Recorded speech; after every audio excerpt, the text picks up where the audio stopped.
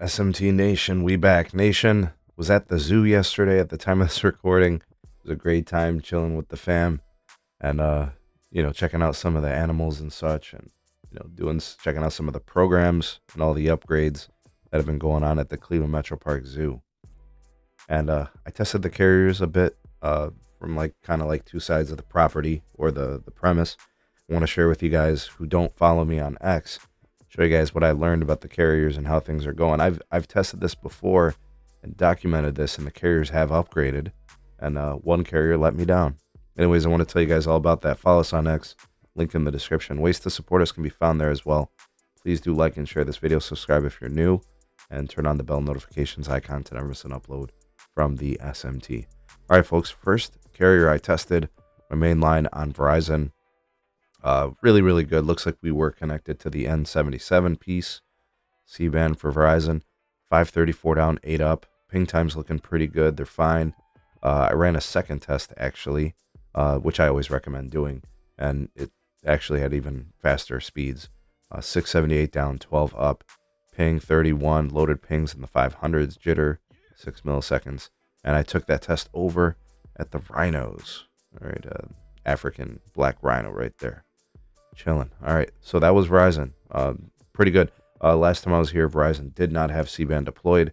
In fact, I'm not even sure if it was cleared through the FAA yet. So that's coming from a macro.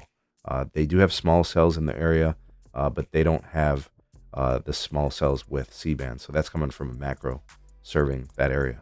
All right, next up was T-Mobile. They were at the giraffes when I was testing. Again, all this testing on the Samsung Galaxy S24. We saw 462 down and 15.9 up, 16 ping, and then the loaded latencies in the 700s and the 400s respectively, and jitter at 4 milliseconds. You'll see the giraffes, red and romaine lettuce, good times. All right, so T-Mobile, obviously, they're serving off a macro as well, connecting to the N41. They've got 180 megahertz of it here in this market.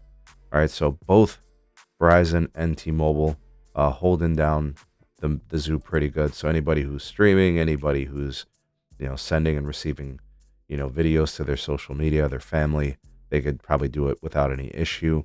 Not the best upload from both the carriers, but it's decent. It's definitely serviceable, and the download's pretty good. All right, now who failed me was AT&T. Could not get it to work. Couldn't get it to work on AT&T Business. Couldn't get it to work on Dish roaming. Nothing. No connection. Even though it was showing that there was a connection, 5G plus, upper right hand corner, signal full bars basically, and I got nothing. Would not run. I have no idea. And then I even tried LTE, did not connect. I tried it on Dish, could not connect. AT&T failed me, and I have no idea why.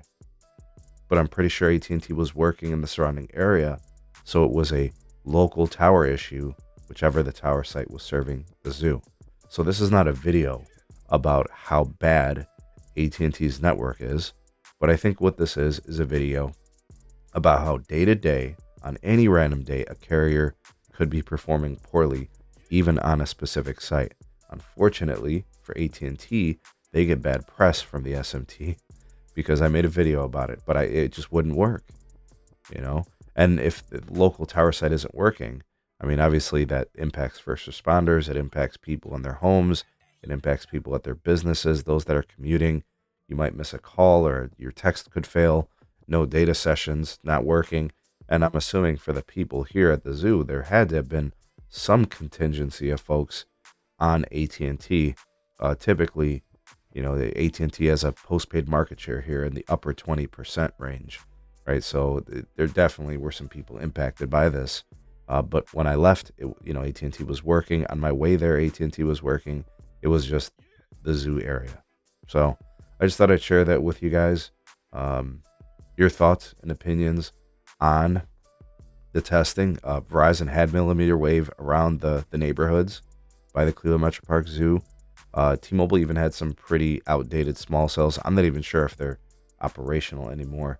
But they I don't know. I was definitely connected to the macro and the testing, and who knows what the hell was going on with AT&T today. Anyways, your thoughts and opinions on the testing, welcome down below. You're the voice of the people, the SMT Nation. Let your voice be heard.